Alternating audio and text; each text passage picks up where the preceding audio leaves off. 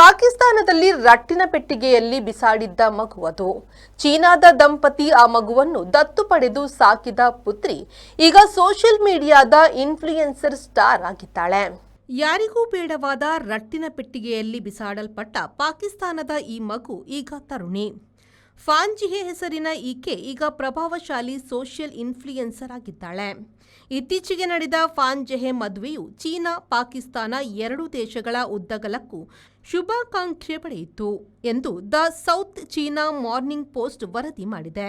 20 ವರ್ಷದ ಫಾನ್ ಪಾಕಿಸ್ತಾನದಲ್ಲಿ ರಸ್ತೆ ಬದಿ ಬಿಟ್ಟಿದ್ದ ಮಗು. ಮಕ್ಕಳಿಲ್ಲದ ಹೆನ್ನಾನ್ ಪ್ರಾಂತ್ಯದ ಚೀನಿ ದಂಪತಿ ಆ ಮಗುವನ್ನು ದತ್ತು ಪಡೆದು ಹಳ್ಳಿಗಾಡಿನಲ್ಲಿ ಸಾಕಿದ್ರು.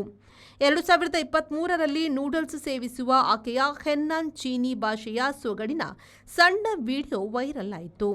ಅದಕ್ಕೆ 18 ಲಕ್ಷ ಹಿಂಬಾಲಕರು ಸಿಕ್ಕಿದ್ರು.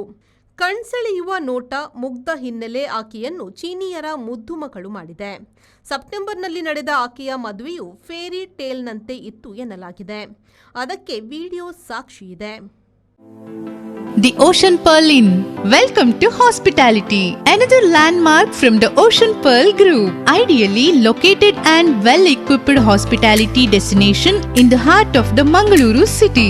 Find everything you need with aesthetic appeal and comfort in premium and deluxe rooms.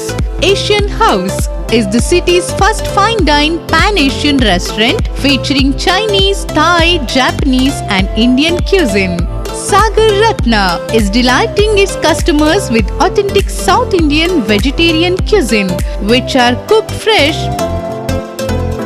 Experience a world-class hospitality. The Ocean Pearl Inn, Vijay Kapikad, Mangaluru.